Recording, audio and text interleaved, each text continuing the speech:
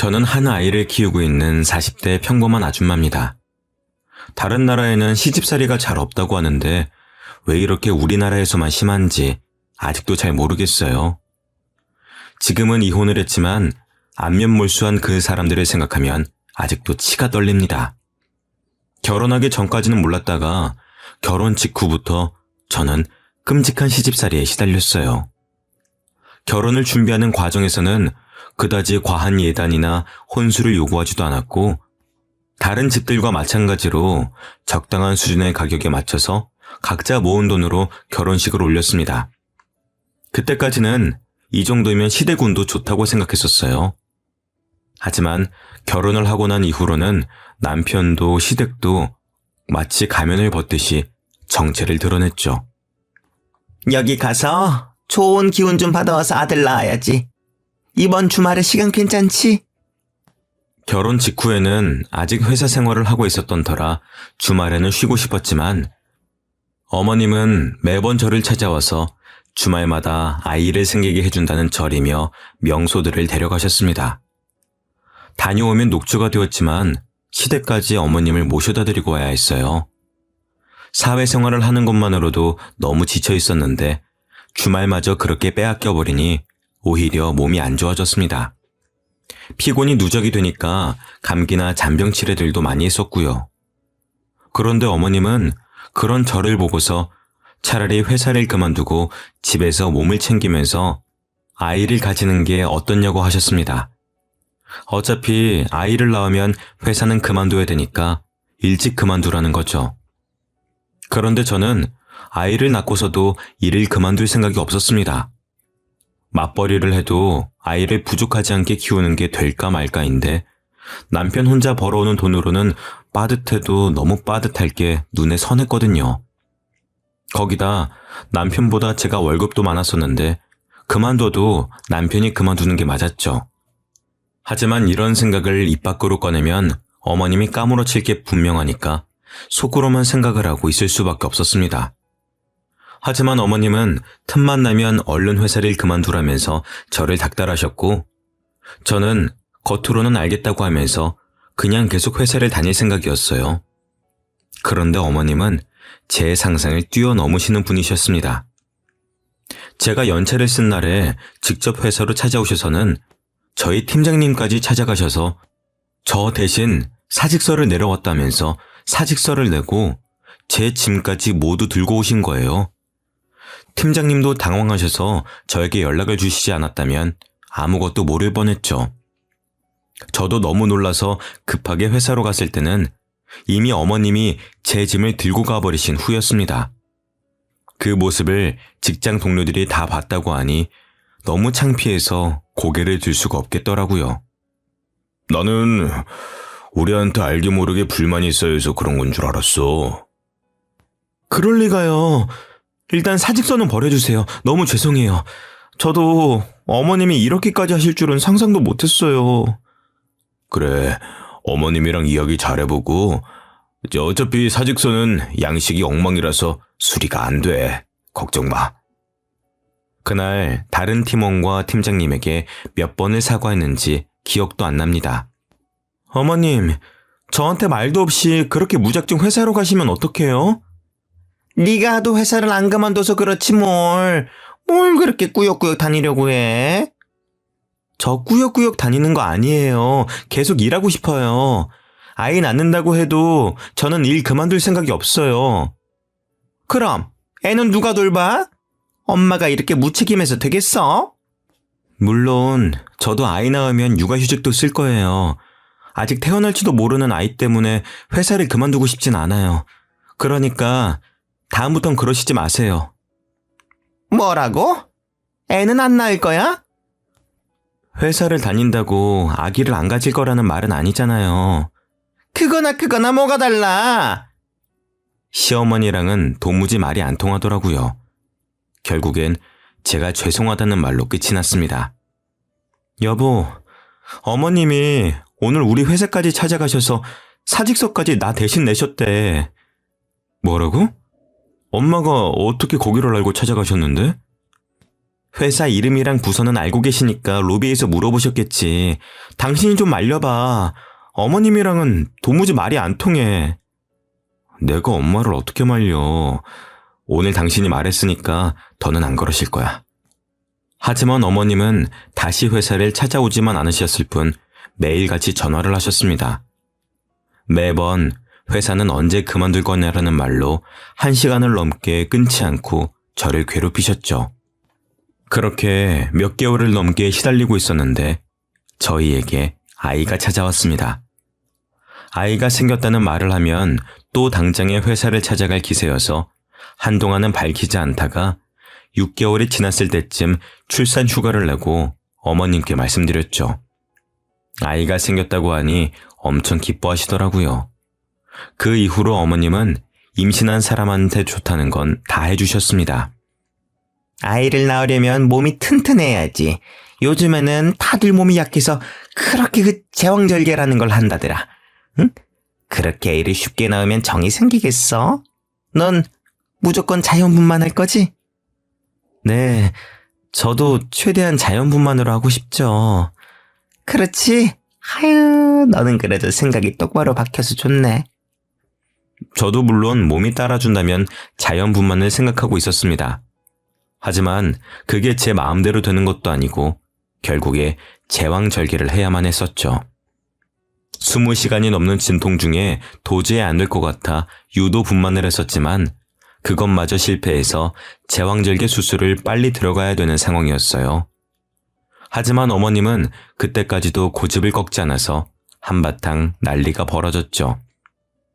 조금만 더 기다려봐요. 유도분만 주사까지 맞았으니까 애가 나오겠죠. 이미 기다릴 대로 기다렸습니다. 더 이상은 위험합니다. 네, 선생님. 얼른 수술해주세요. 이러다 저희 애부터 죽겠어요. 사돈, 너무 성급하신 거 아니에요? 조금만 더 기다려봐요. 지금이 몇 시간째예요. 당신네들 손자 때문에 우리 애 죽일 셈이에요? 죽이다뇨! 옛날에는 자연분만 집에서도 하고 다 아무렇지도 않았었는데 왜 쟤만 저렇게 난리를 떨어요? 괜히 엄살 부리는 거 아니에요? 그리고 사돈 손자이기도 해요. 사돈, 지금 그게 20시간을 넘게 배 아픈 애한테 할 소리예요? 선생님, 그냥 무시하고 수술해주세요. 더는 우리 딸 아픈 꼴 못 보겠습니다. 결국 남편은 그 사이에서 이러지도 저러지도 못하다가 부모님들끼리의 싸움으로 번졌고 저희 부모님이 일단 얼른 수술해달라며 재촉한 덕분에 무사히 아이를 낳을 수가 있었습니다. 거기다 아이를 낳고 나니 저는 도로 찬밥 신세가 되어버렸습니다. 아직 몸이 퉁퉁 부어서 앉는 것도 힘들었었는데 어머님은 제 병실을 떠나질 않으셨습니다. 그래서 애는 또 언제 볼 수 있다니? 병실에는 언제부터 같이 있을 수 있대? 그건 조금 있다가 간호사분 들어오시면 물어볼게요. 그렇게 멍하니 있지 말고 운동도 할 겸 직접 가서 물어보고 와. 네가 그렇게 게으르니까 애도 한 번에 못 낳고 수술까지 한 거야. 2인실을 혼자 쓰고 있는데 몸도 건강하신 어머님은 굳이 저를 시켜 먹으려고 하셨습니다. 거기에 대답할 힘도 없어서 침대에 축 늘어져만 갔죠.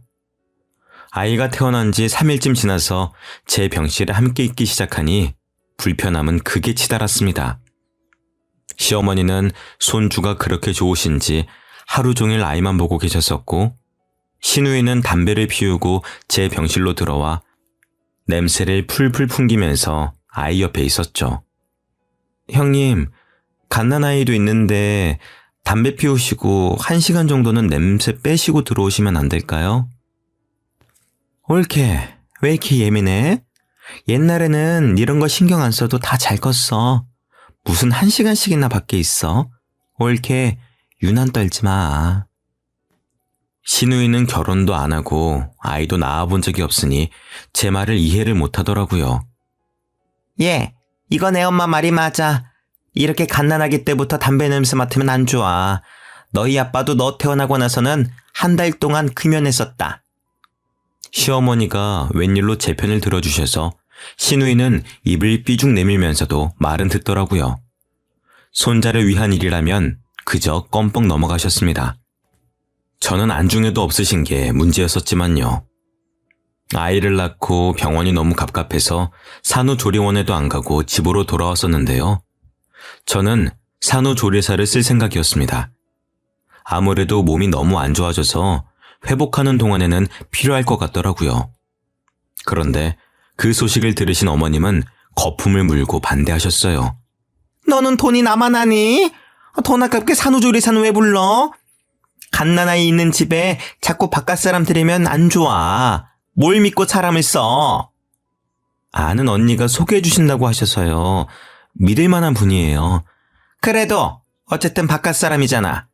정 필요하면 내가 해줄 테니까 그런데 쓸데없이 돈 쓸 생각하지 마.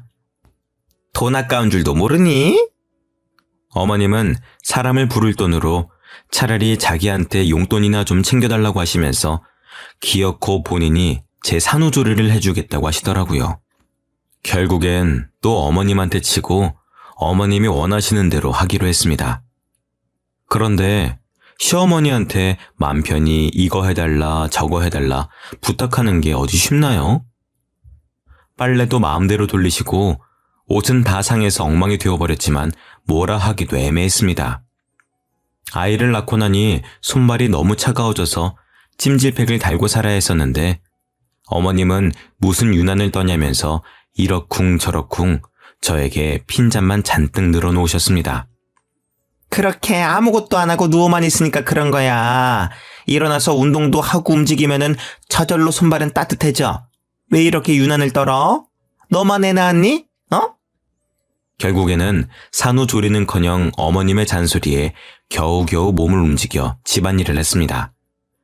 몸을 움직여야 임신한 동안 찐 살도 빠지고 몸도 돌아온다는 핑계로 결국엔 집안일의 대부분은 제가 하게 되는 건 정해진 수순이었죠.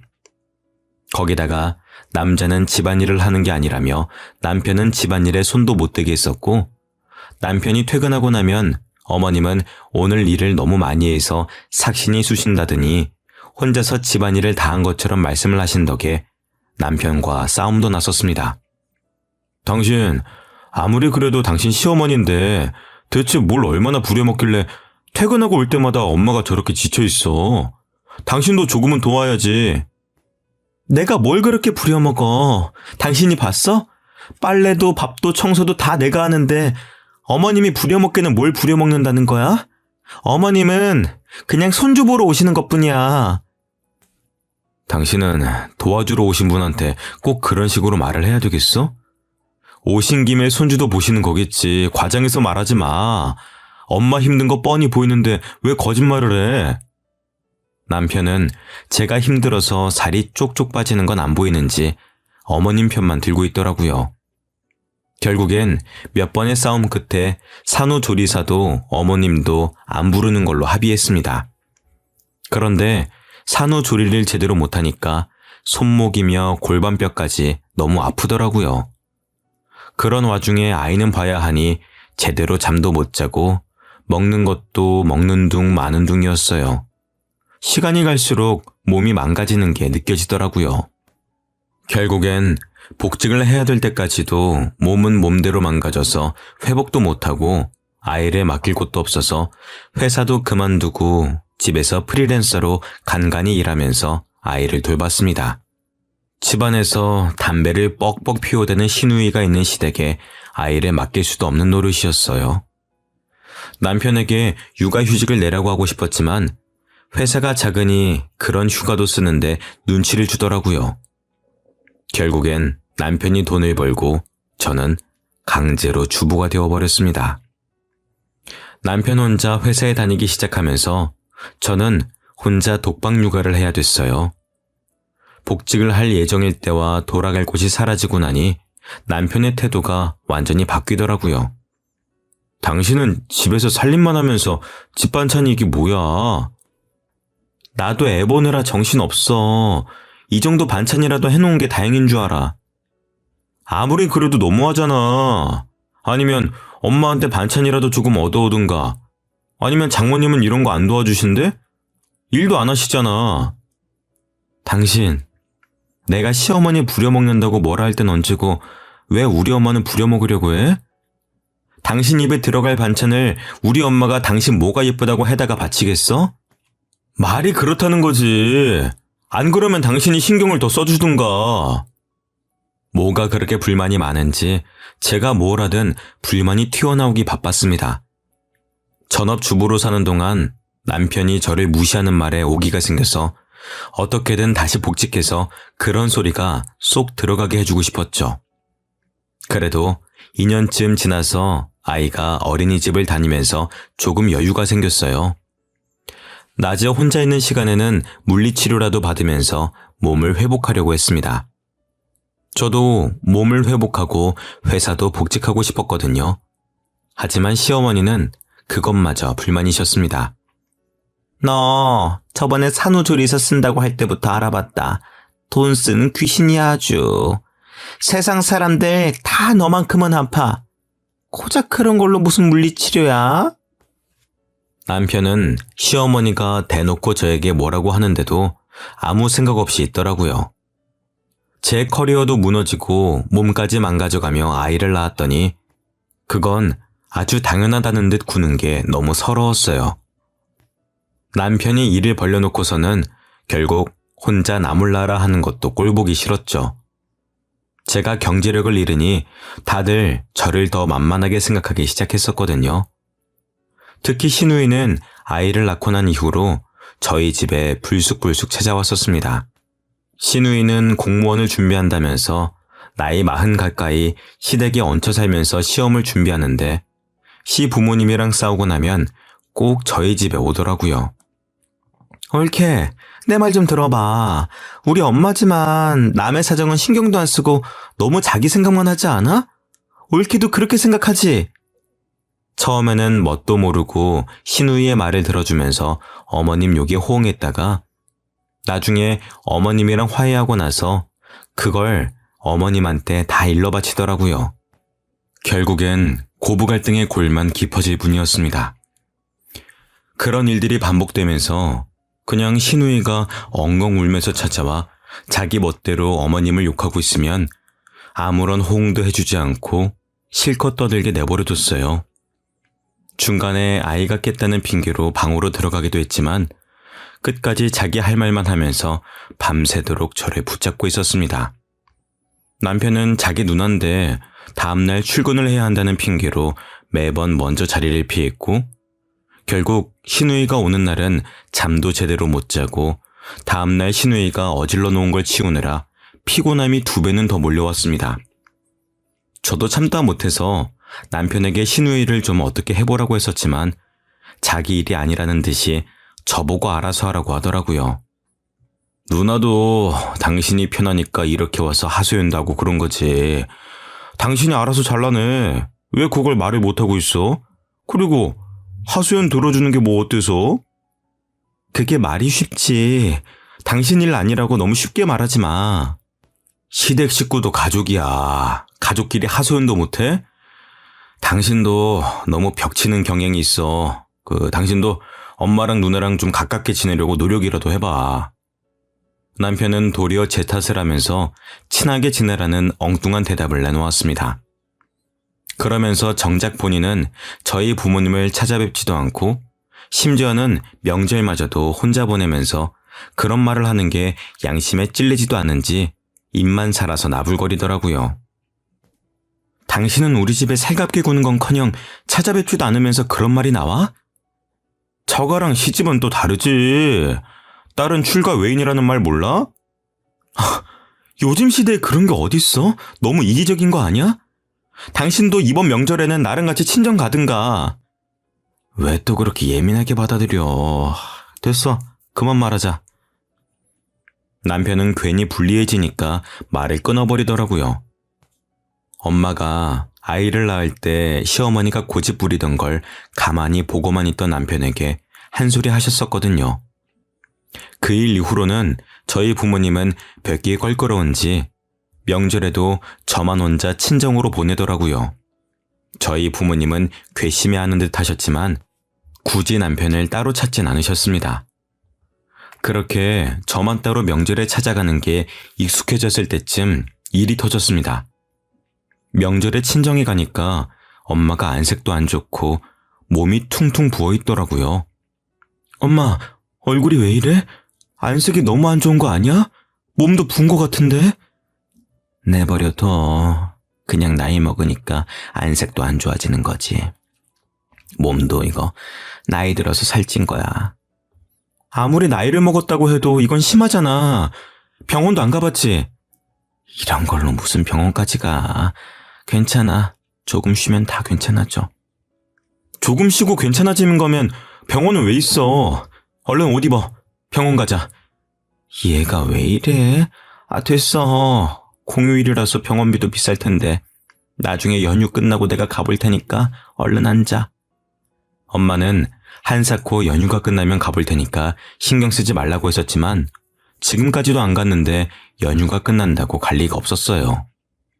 결국엔 엄마를 억지로 일으키다시피 해서 병원으로 향했습니다. 그런데 병원에서 가보니 응급실에서도 저희 엄마 상태를 보고 몇 가지 질문을 하더니 표정이 심각해져서는 검사를 한번 받아야 될 것 같다고 하더라고요. 아유, 됐어요. 여기서 주사 한 방 맞으면 다 괜찮아질 텐데 뭘 그렇게까지 해요. 엄마는 괜히 의사가 쓸데없는 검사를 한다면서 제 말도 듣지 않으셨죠. 그래도 이왕 여기까지 왔는데 검사 받아보기나 하자. 그래요. 아빠 말이 맞아. 엄마 지금 피곤해서 그런 게 아니라니까? 엄마는 결국 아빠와 제가 설득에 설득을 거듭한 후에야 검사를 받아보셨습니다. 검사를 해본 결과 엄마가 신장 기능이 너무 떨어져서 투석을 받아야 된다고 하더라고요. 지금까지 어떻게 참으셨어요? 혈뇨도 보시고 몸이 안 좋은 걸 느끼셨을 텐데. 저는 그냥 나이 들어서 그런 줄 알았죠. 많이 심각한 건가요? 당장 투석 일정부터 잡아야 될 것 같습니다. 일단 입원하셔서 이번 주부터 일단 투석 들어갈게요. 이번 주부터요? 병원 왔다 갔다 하면서 받는 거 아닌가요? 그건 환자분들 상태마다 다른데 환자분은 상황이 심각하셔서 일단 입원하셔야 됩니다. 신장 이식 받으시면 제일 좋은데 혹시 가능하신 분 있으신가요? 저요. 제가 할게요. 너는 몸도 안 좋은 애가 무슨 이식이야. 내가 할게. 너희 엄마 이렇게까지 될 동안 몰랐던 나도 책임이 있어. 아빠와 저는 서로 자기가 이식을 하겠다며 나섰었지만 검사 결과 저희 둘 다 부적합 판정을 받았습니다. 아빠는 당뇨가 있으신 데다 저도 신장 기능이 떨어지는 편이라 이식이 안 된다고 하더라고요. 괜히 제가 몸 관리를 못해서 이식을 못 해드린다는 마음에 너무 죄송했습니다. 안 맞을 수도 있지. 그게 어디 네 마음대로 되는 거니? 신경 쓰지 마. 엄마는 신경 쓰지 말라고 하셨었지만 그게 어디 마음이 편하겠어요? 명절 내내 엄마와 아빠와 병원에서 생활하다가 축 처진 채로 집으로 돌아갔습니다. 안 좋은 일이 있었다는 게 얼굴에 다 드러났는지 남편이 웬일로 친정에서 있었던 일들을 묻더라고요. 당신 처가에서 무슨 일 있었어? 왜 이렇게 표정이 안 좋아? 엄마, 병원에 입원하셨어. 입원? 갑자기? 어디가 안 좋으신 건데? 사고라도 당하신 거야? 신장이 안 좋으셔서 신장 이식자 구할 때까지 투석 받으셔야 된대. 당신이나 장인어른 신장은 안 맞대? 당연히 다 검사해 봤지. 아빠는 당뇨라서 안 되고 나는 신장 기능이 떨어진대. 그럼 이식은 누구한테 받으실 수 있는데? 기증자 기다려야지. 빨리 나타나야 할 텐데. 남편은 제가 기증자를 기다린다는 말에 입을 꾹 다물더라고요. 괜히 제가 남편에게도 검사를 받아보라고 할까봐 그러는 게 뻔히 보였어요. 그리고 며칠이 지나고 남편은 괜히 찔렸는지 병문안을 가자고 먼저 이야기를 꺼내더라고요. 그래도 병문안은 가봐야지. 병원이 어디라고 했지? 나 퇴근하고 같이 가자. 그리고 병문안을 가보니 남편이 왜 병문안을 가자고 했는지 알 것 같았습니다. 장모님 소식 듣고 제가 얼마나 놀랐는데요. 몸은 괜찮으세요? 괜찮아. 뭘 그렇게 걱정을 해. 신경 쓸 필요 없어.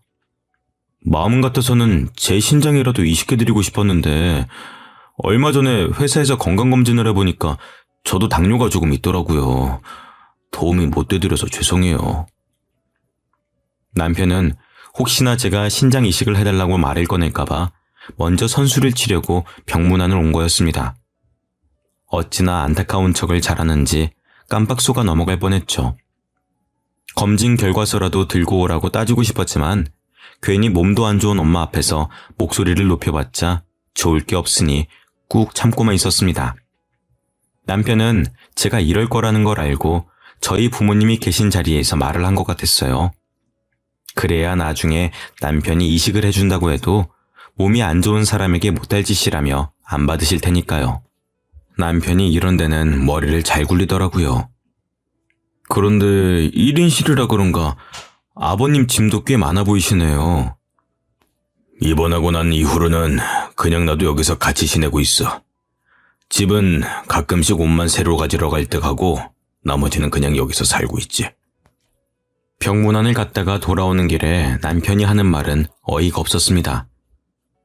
근데 장인어른하고 장모님 두 분 일도 안 하시는데 1인실 비용은 어떻게 감당하시려고 저렇게 대책도 없이 떡하니 잡아놓으신 거야? 미리 말하는데 난 병원비 못 보태드려.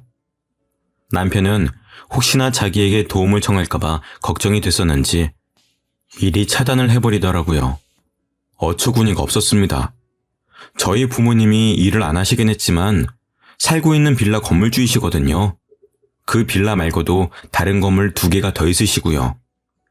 젊은 시절에 악착같이 모아서 저 다 키워놓으시고 재테크 하시던 게 대박이 나셔서 그제서야 건물도 몇 채 사놓고 겨우 노후 자금을 모으시기 시작하신 정도였어요.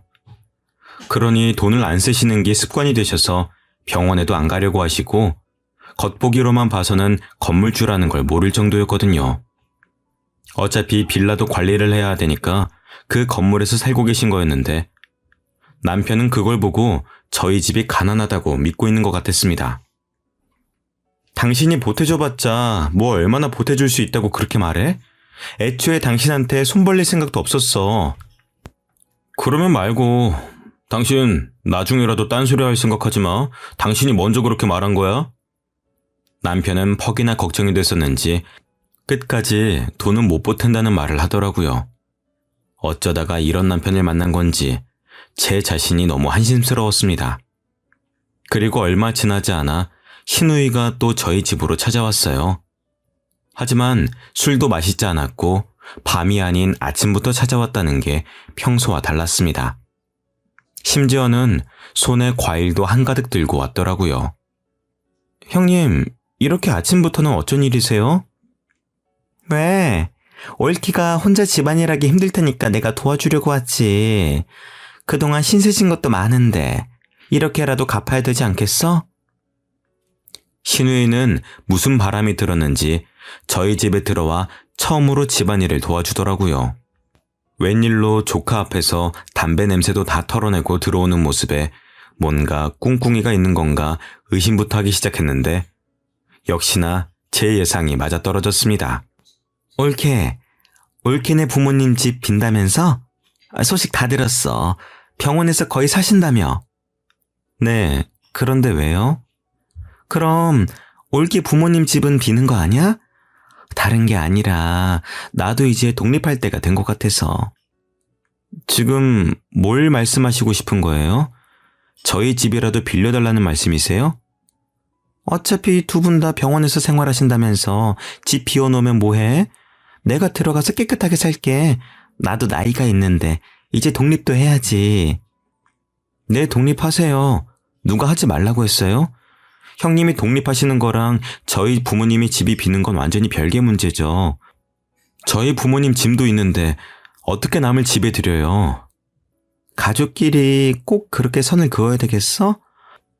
올케랑 내가 가족이니까 올케 부모님이랑도 가족이지. 어떻게 남이야. 짐 있는 건 난 신경 안 쓰니까 괜찮아. 가족이요? 그렇게 가족 운운하시는 거 안 부끄러우세요? 그렇게 가족 같은 사이인데 저희 엄마 병문안이라도 한번 오셨었어요? 신장 이식이라도 해주실 거예요? 옳게 사람 그렇게 안 봤는데 무섭네. 지금까지 우리 신장이나 노리고 있었던 거였어? 제가 왜 이식을 못 해드리는데요? 아이 낳고 제대로 몸 관리할 틈도 없어서 그런 거잖아요. 형님이 먼저 그런 식으로 말 안 꺼내셨으면 저도 이런 말 안 했겠죠. 대체 사람이 어디까지 양심이 없으면 그런 생각이 가능한지 도무지 이해할 수가 없었습니다. 언제 회복하셔서 집으로 돌아오실 줄도 모르는 건데 무작정 그 집에서 살겠다는 게 제정신인가요?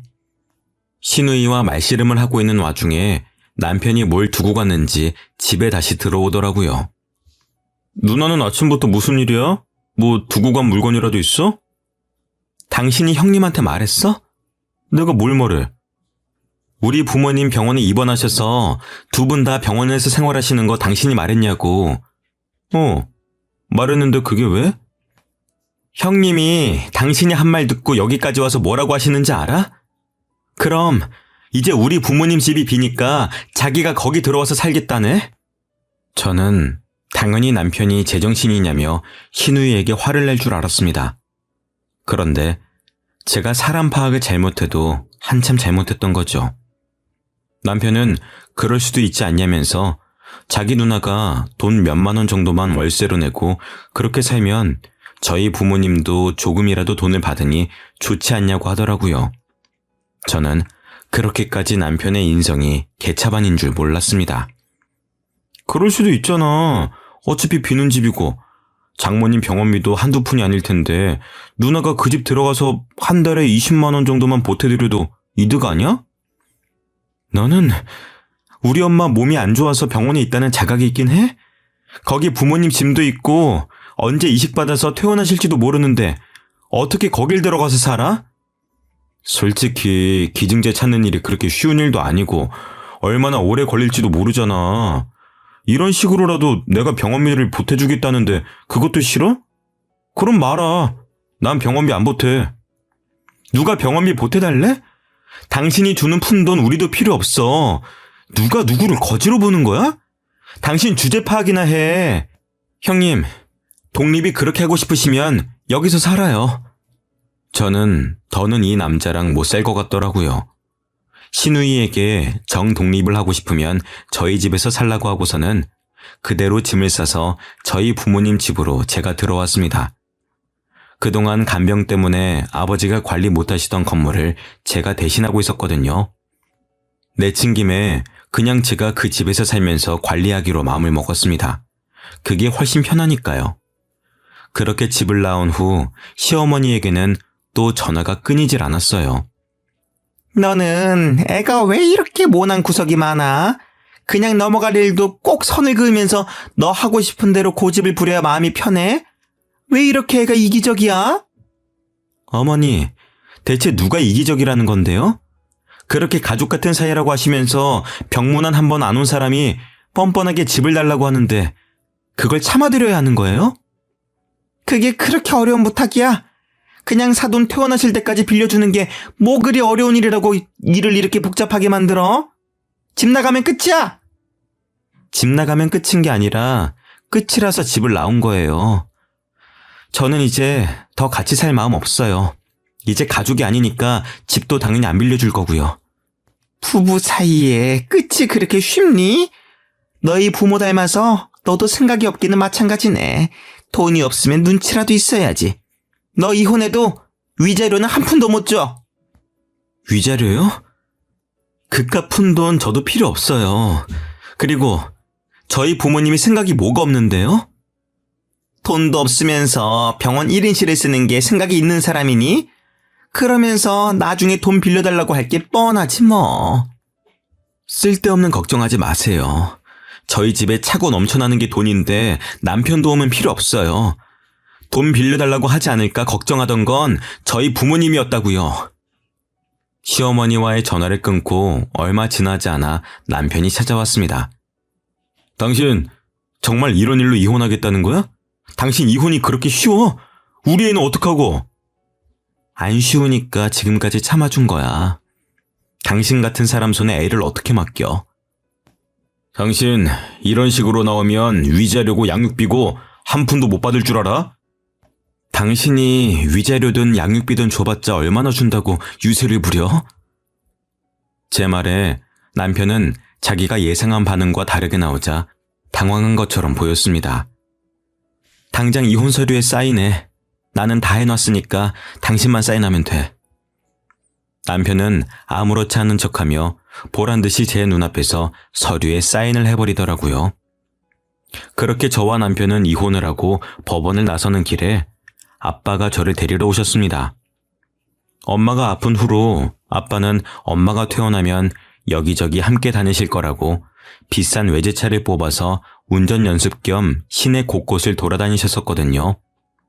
남편은 아빠가 외제차를 몰고 나타나는 걸 보고 어안이 벙벙해 하면서 저를 붙잡더라고요. 장인어른이 어떻게 외제차까지 사고 다니시는 거야?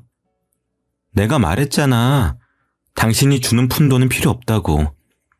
부모님이 사는 그 빌라 전체가 아빠 명이야. 그거 말고도 건물이 더 있는데 당신은 그것도 모르고 누가 누굴 걱정한 건지. 다시는 우리 눈앞에 띄지 말게. 못난 사위도 사위라고 마음에 안 들어도 다 참아주고 있었더니 정도껏 해야지. 장인어른, 건물 가지고 있으셨다는 것 정말입니까? 왜? 이제서야 우리 재산을 들으니까 후회가 되나? 이미 기회는 지나갔어. 다시는 우리 집 사람들 눈에 띄지 말게. 알겠어? 이미 끝난 마당에 그게 진짜면 어떻고 아니면 어떡하게?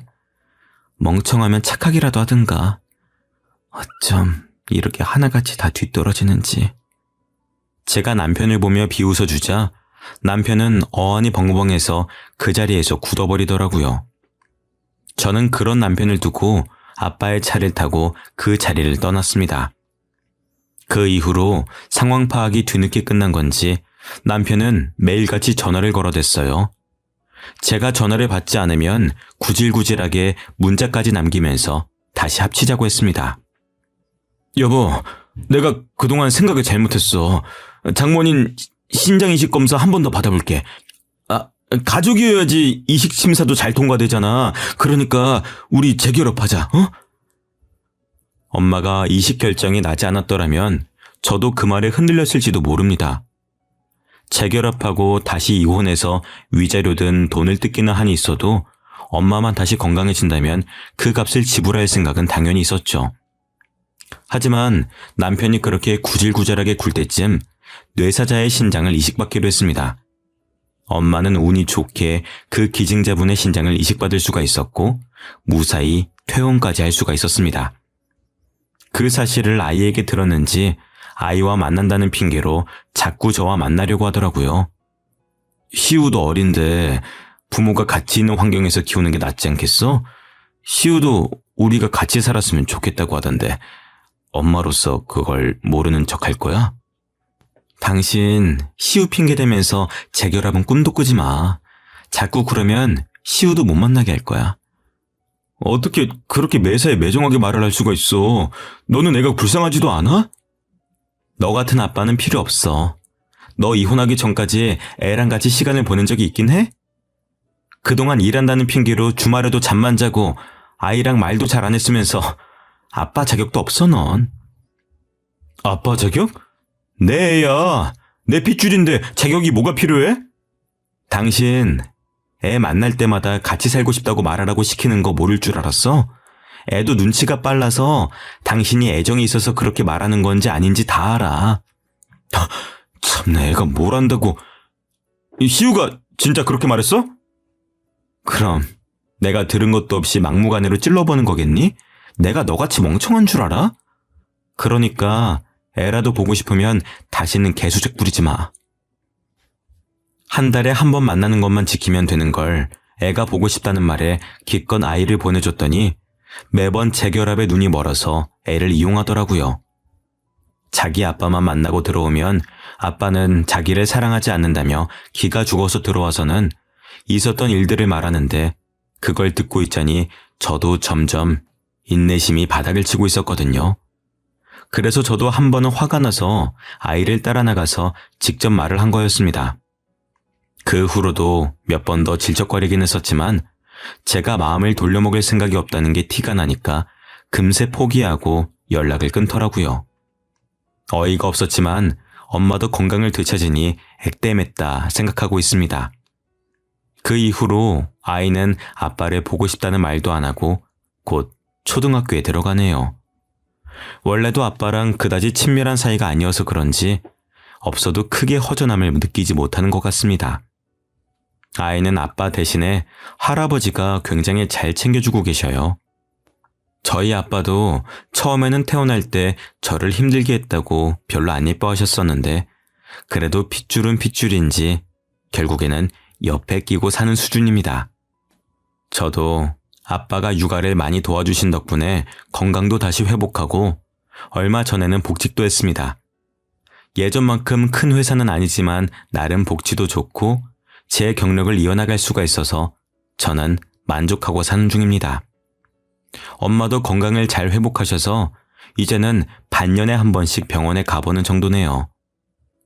이제 저는 더 바랄 게 없습니다. 저희 가족이 모두 건강하고 행복하게만 살았으면 좋겠습니다. 여러분들도 무엇보다도 건강이 우선이라는 걸 잊지 말고 사셨으면 좋겠습니다.